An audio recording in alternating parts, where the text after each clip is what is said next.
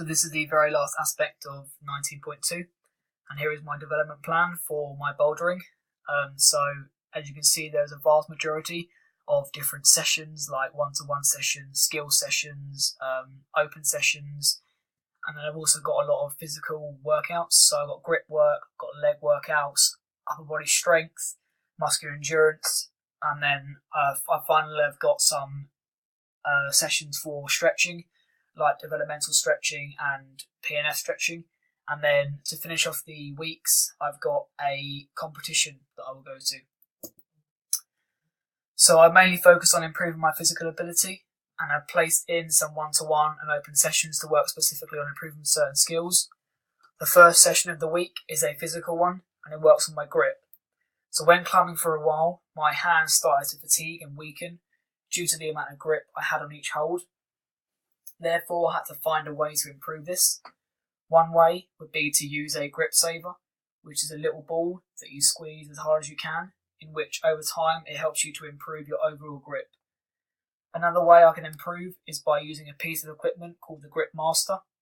This is a bit of kit where you put your fingers over each of the little tops of the springs and push them down as hard as possible. Progressively doing this will eventually improve grip strength. For the first session, I'll be working on these activities for 15 minutes. For my next session, I've decided to work on my leg power, and according to Climbing Magazine, having a strong, powerful and flexible lower half gives you more endurance, allowing you to do bigger, harder moves. And so it's essential I work on them to improve my climbing skills. The workouts I've decided to use to improve my leg power are the leg press and squats with weight. As I'm improving my strength, I will be using a high amount of weight and a low amount of reps so that I only focus on improving strength and not muscular endurance. As I only have a couple of these sessions in the 6-week training program, I will ensure that the intensities are high and the resting time is low. And then for the other session, I will increase the weight a bit more and decrease the rest weight. I will also have a muscular endurance workout for my upper body too, so there will be more time to work on it. Thirdly, I've decided to work on upper body strength. This is very important in climbing, as I need the ability to pull myself up the wall, or else it will make it very difficult to climb any higher. Without the correct amount of upper body strength, I would have to mainly use my legs, and that will make my climbing route a lot less steady.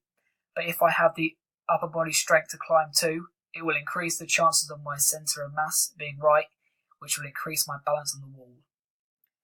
The different workouts I've decided to use are press-ups, chin-ups, pull-ups, bicep curls and bench press. The reason I've decided to use these workouts is because they're all very effective at improving upper body strength. They increase the power in biceps, triceps, pectorals and chest, which are key components and overused muscles for climbing. Also, as I'm again trying to improve my strength here, I will be using high weights when lifting them and doing low reps and sets.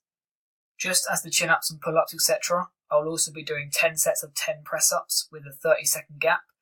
Also for the bicep curls, I'll be doing 5 sets of 5 reps at 10 kg, and the bench press will be 5 sets of 10 reps at 40 kg. Then as the weeks go on and I have more sessions, the weight will gradually increase. Also linking in with upper body strength, I'll be working on body muscular endurance. According to Human Kinetics, good muscular endurance and strength of the arms and shoulders are beneficial for climbing, giving me an idea that both these two components of fitness are vital for bouldering.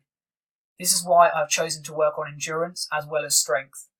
To improve on my muscular endurance, I will simply lower the weights I use for improving upper body strength in the last session and increase the amount of reps. This way, I'm working for a long time at a reasonable weight, rather than working for short burst periods. For bicep curls, I'll increase the amount of sets and reps I do from 5 sets of 5 reps at 10 kg to 10 sets of 10 reps at 8 kg. And then for bench press, the sets and reps will go from 5 sets of 10 reps at 40 kg to 10 sets of 12 reps at 30 kg. The better my muscular endurance, the more effective I'll be at climbing up the wall for a long time. For my 4th session of the week, I'll be working on improving my agility. As I have quite a small and light build, it is a lot easier for me to be agile than people who are taller with more of a bigger build. When I do sessions working on improving my agility, I will alternate working on flexibility and working on core strength. For my first session of the week, I'll be working on flexibility, and I'll be doing this by participating in yoga, as this is a very effective way of improving pliability at the joints, which will fundamentally be the route to improving my climbing ability. As well as doing yoga, I'll also be doing the sit and reach test, as that way I can keep track on how my flexibility is improving after each session. I will have 3 attempts at this after each session of yoga, so that it's a fair test, and also my joints will be at the most pliable they could be. The further I can progress and improve my flexibility, the more effective it will be when trying to reach for higher grip holds.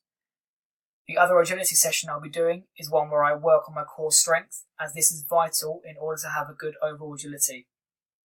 Core strength is just as important as flexibility, if not it's more. This is because when reaching with my legs for a grip that's a bit out of reach, it's my core strength that will help me keep my legs stretched out, allowing me more time to try and find the correct grip to put my foot on. In order to improve my strength in my core, I'll be doing a range of different activities that won't involve weights. These activities are sit-ups, crunches, the plank, and leg raises. I will also add on some other workouts that link to these. For example, when doing normal crunches, I will do a different type of crunches called cycle ones, and then for leg raises, I will add in another version, which are flutter kicks. They're all pretty simple and easy to do, and won't require any equipment at all, and so are much more efficient at improving the abdominals. From the second week on, I bring in different types of sessions that will definitely benefit me when trying to improve my bouldering skills.